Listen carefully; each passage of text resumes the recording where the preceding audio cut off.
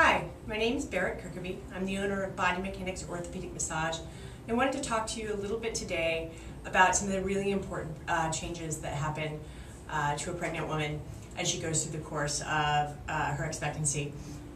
Some of the things that we look at posturally in terms of massage are the spine changing as you move towards the end of your pregnancy.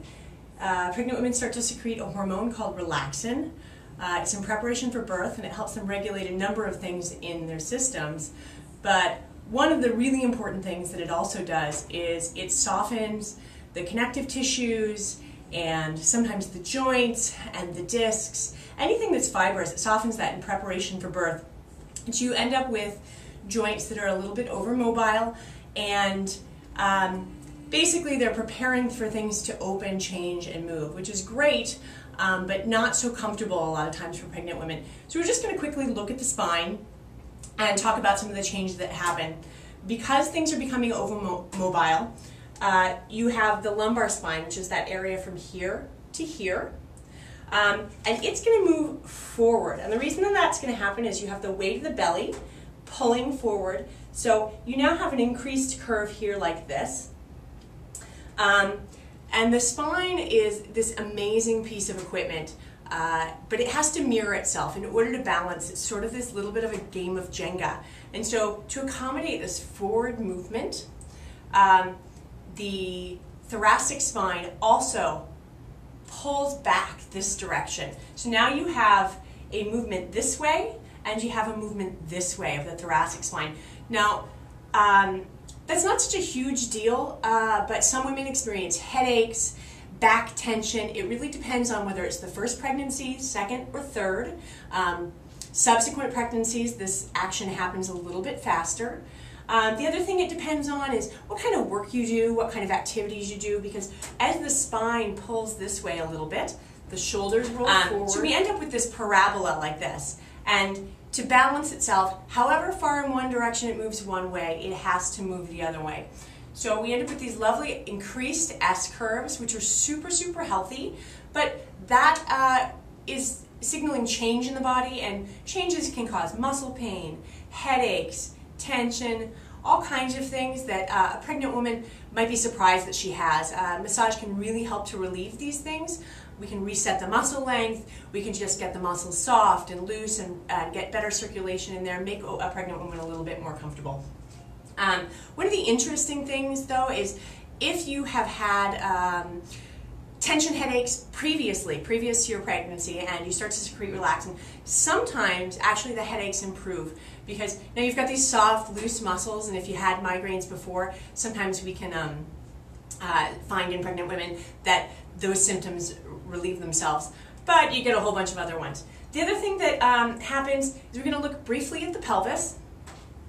As things start to soften, the body sort of has this response where it really wants to create stability because you don't have these really hard fibrous connections anymore.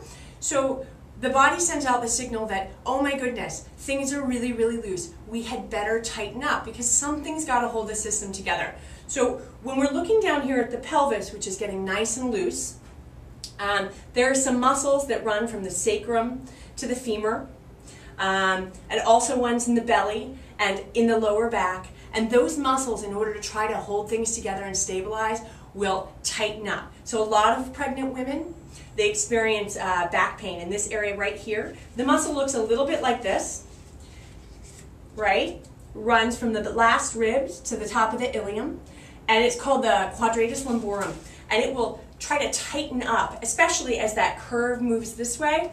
It'll shorten up, and then the second muscle that pregnant women often complain about that is affected by this change is the piriformis. Now the piriformis runs, I'm just going to turn Lucy here for a minute, from the front edge, so that's the belly side of the sacrum, like this, to the top of the femur. And as it wants to stabilize the pelvis, you get this drawing back action.